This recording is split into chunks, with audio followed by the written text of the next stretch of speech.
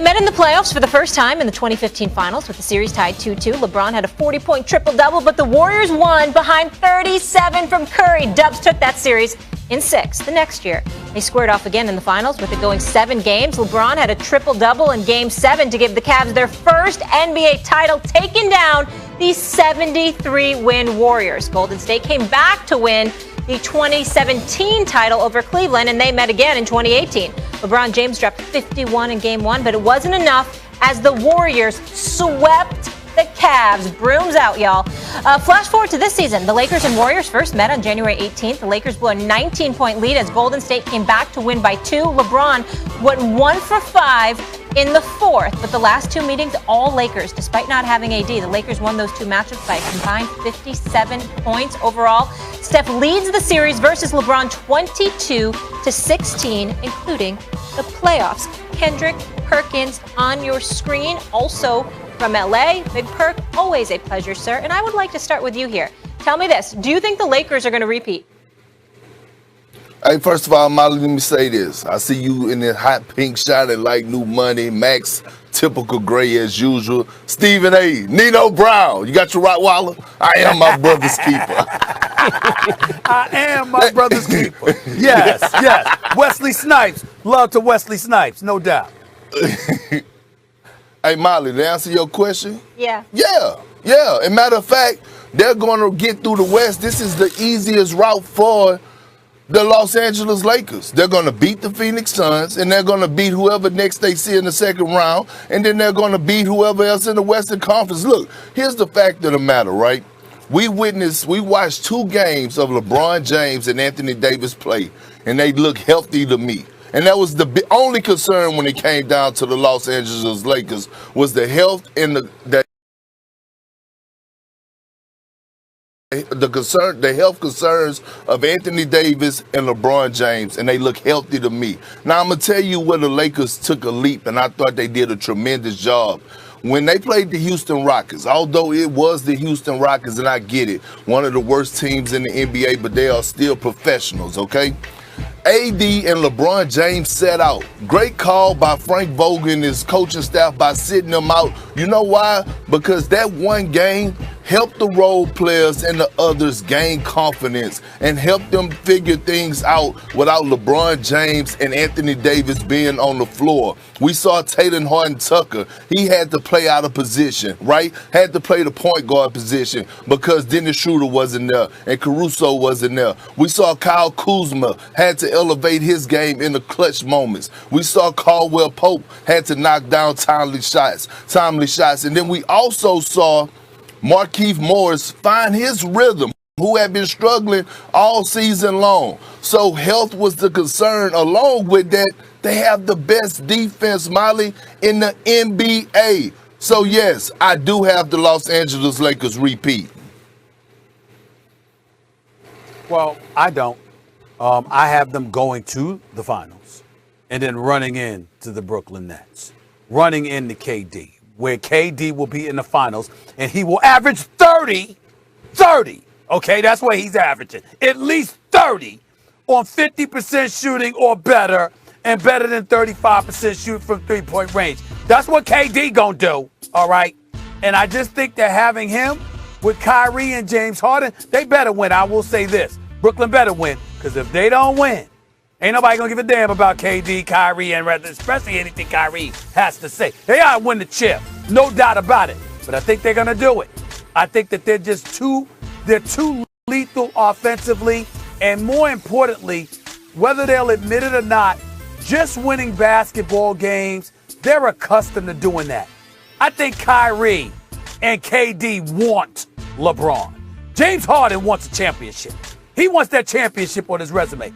I think KD and Kyrie want LeBron James and the Los Angeles Lakers. And I think that they would be extraordinarily hyped for that. Not to say they won't be hyped for the finals period, but extraordinarily hyped for that, especially Kyrie, to go up against LeBron in the finals. And I just think that they just have too much firepower, and I think that they would beat the Lakers because I don't consider the Lakers to be 100%. And as LeBron said, he ain't going to be 100% again. I think they need to be in order to beat Brooklyn. And the health of LeBron and Anthony Davis. I think some nicks and knacks will come their way. I don't think they'll be 100% healthy. And I think that going up against Brooklyn will be too much offensively for them. Even if they were healthy, Stephen A's right, although, Stephen A., your focus is on the wrong guys. KD and Kyrie are unstoppable weapons. That's what they're going to be. They're going to be weapons. But the real story on these Nets is when they hired Steve Nash as head coach, and then he picks up D'Antoni, and then they trade for Harden. You know, what that D'Antoni system was run first by Steve Nash, and then even better by James Harden, right? And that's who they got on the bench now with Harden running the show. Think about this. When LeBron had Kyrie and Kevin Love, Stephen A., you said what he would say before going into a series with the Steph, KD, Clay, Dre Warriors was a concession speech. Like, even LeBron crewed up was like, that's too much. But you know what team took him to a 7th game? You know what team took him to a 7th game at home? You know what team took him to a 7th game at home and only had one star on the team because Chris Paul got hurt? The D'Antoni Harden Rockets, and they missed 27 consecutive threes, still only lost by single digits to that Warriors team that LeBron crewed up had no shot against. Well, guess what? D'Antoni and Harden this time, they're not just like missing Chris Paul and they have some other role players. They got KD and Kyrie. They got way closer against the Warriors than LeBron could crewed up before they had a crew, without a crew, because they were playing the most efficient, even if it wasn't the most, crowd-pleasing style of basketball. They're going to do that again, only with KD and Kyrie this time. Perk, it's too much for any team to overcome. The talent is stacked too high. They're going to play too efficiently. And by the way, turns out Blake can still play. And don't leave Joe Harris open, but you have no choice. Well, Max, one person that you're forgetting to talk about when you talk about too much is Anthony Davis. And you tell me one person, if the Brooklyn Nets get to the finals and match up with the Los Angeles Lakers, you tell me one person on that team that's going to stop Anthony Davis. We saw with Anthony Davis. We witnessed what Anthony Davis did last year in the bubble when he had to go against Big Nurkic, when he had to go against Big Jokic, he had to go against Bam, he had to go against all those bigs, elite bigs, to get to where he was, and he dominated in great fashion. I'm talking about Shaquille O'Neal and Wilt Chamberlain numbers, historical numbers in that playoff run. So tell me who on the Brooklyn Nets is going to guard or stop Anthony Davis. No one. He is going to have a field day. I mean, it's possible that he could average 40 and 15 in that series. If he does that, it's definitely no debate, which he's capable of doing. KP, let me chime in here at you for a second here and break this down. And this is why I respectfully disagree with you. I get where you're coming from, because Anthony Davis is going to get his, and he's going to get his numbers and what have you. And obviously, usually against most teams, he'll have a profound effect. Like, for example, if he went against Denver, Jokic, whatever he does to everybody else, can't easily do to Anthony Davis.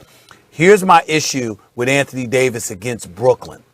Number one, Anthony Davis, despite his prowess as an overall big and what he brings to the table, he primarily hurts you from the perimeter. The brother can shoot the basketball. And 15 to 17 feet away from the basket, whether facing or his back to the basket, he can do some damage to you. That's what he does. Defensively, even though he can get out on wings and whatever, it's not, if it were Harden and Kyrie, that would be different. But when you got a 7-footer with a 7'6" wingspan in the perimeter game, like KD, that's the X factor. If Brooklyn predicated its offensive prowess and success on getting inside, the combination of LeBron, Anthony Davis, and Andre Drummond would say to me, you know what? Ain't no way in hell they beating the Lakers. But the fact that they're so lethal from the outside, and you have three marksmen, and you don't even bring in